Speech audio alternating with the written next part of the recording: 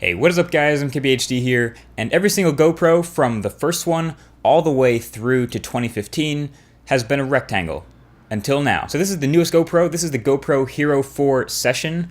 I really want to like it, but here's what it's all about. So first off, yes, it's a cube. It resembles that $99 Polaroid cube camera, except a lot less colorful, it's just all black all around. So the Session is a 1.5-inch cube all the way around and has a big lens on the front and just 2 buttons. So it's a really simple camera to use. Kind of seems like a beginner GoPro at first, although it really isn't. But it just has one big record button up top and a little LCD display.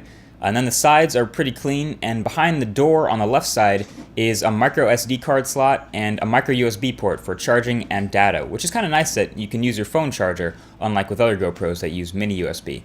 And there's only one other button on the Session on the back, and that's the info/Wi-Fi button, so it lets you view the settings you're recording in or set up a Wi-Fi connection to your phone. And that's it. Oh, it has 2 microphones, one on the front top corner and then one on the back near the bottom button. But then, yeah, that's it. No other buttons, no removable battery. It's packed. And all of this by itself out of the box is fully functional and waterproof. And that is the main selling point. The fact that the fully waterproofed GoPro Hero 4 Session is 50% smaller and 35% lighter than a fully waterproofed GoPro Hero 4 Silver or Black.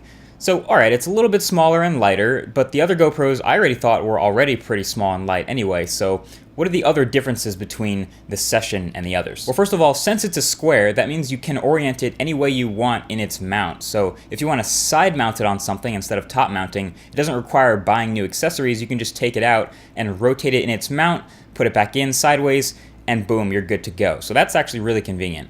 But then on the other side of the spectrum, not having any real display is kind of inconvenient. The small LCD on the top just displays your settings as you're recording, but in order to change any of your recording settings, you kind of need to have your phone with you paired with the GoPro app, and that's where you can change, your video resolution or time-lapse speed or anything else like that. The GoPro app is really where all that stuff is found. It also works as a viewfinder with a pretty minimal delay, so that works really well. But when you're going out for like an adventure with a GoPro like this, you probably don't also have your not waterproof smartphone with you.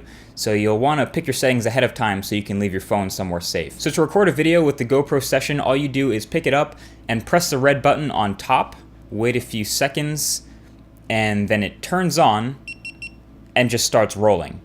So press it again and it stops recording and then turns off. So there's no standby mode, it's just either on and recording or off. And it does this actually to save battery, so I actually found it worked really well. The smaller battery in here lasted just as long as the Hero 4 Silver. But then again, that 4-second delay when trying to record the action when it was off might also feel inconvenient if you're in the middle of something. You don't have that delay on other GoPros where you can have it on but not recording. You can also hold down the red button for 3 seconds to start a time lapse with whatever interval you chose in the app with up to 8 megapixel photos. And the quality is okay, but it's definitely not as good as even the other GoPros or some of the other action cameras out there like Sony's or Panasonic's.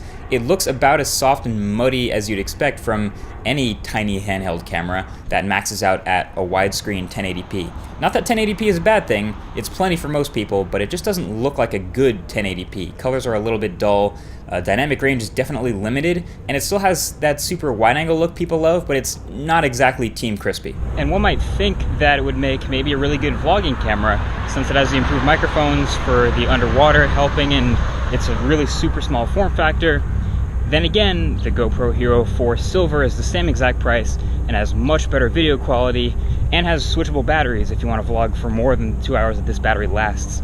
So again, it's kind of one-upped by his brother. So that's why it's so hard to recommend this little guy. It's not like it's a bad product or anything. It's built really well, it's dense, it's waterproof. This stuff works perfectly, but at $400, it's not exactly cheap, and at that price, I start to also look for good video quality on top of just being well built. Here's a shot I took with the GoPro Hero 4 Silver, not even the black in 4K, but the silver, which is the same price as the Session, and then the same shot with the Session. It looks totally different. You can see in the side-by-side that you're clearly getting, a sacrifice in some detail with the Session. Some people will care about this detail more than others, but it's not just detail, it's the color, it's the exposure, it's the dynamic range, and neither of these images is edited.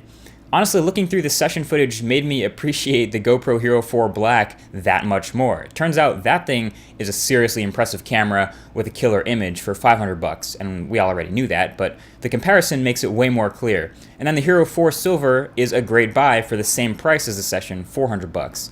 So at the end of the day, it got me thinking, who are these GoPros for? Who is this Session for? I originally thought it was sort of like a beginner GoPro. You know, it's smaller, lightweight, waterproofed out the box. You're just good to go with this. And then if you want to step up your game, later you pick up a regular GoPro. But at a $400 price tag for this one, no.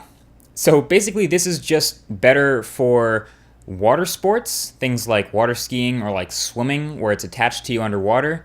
Or I guess when it really needs to be light and weight, like when you're maybe attaching it to a pet or something where they'll notice the weight of a larger GoPro. And even for that, the regular GoPros are still pretty good. And for everything else, I'd still recommend the regular GoPros or even other action cameras. So there you go. That's basically it. Thanks for watching. This is the GoPro Hero 4 Session. Feel free to leave a comment or hit that like button if you enjoyed. Talk to you guys in the next one. Peace.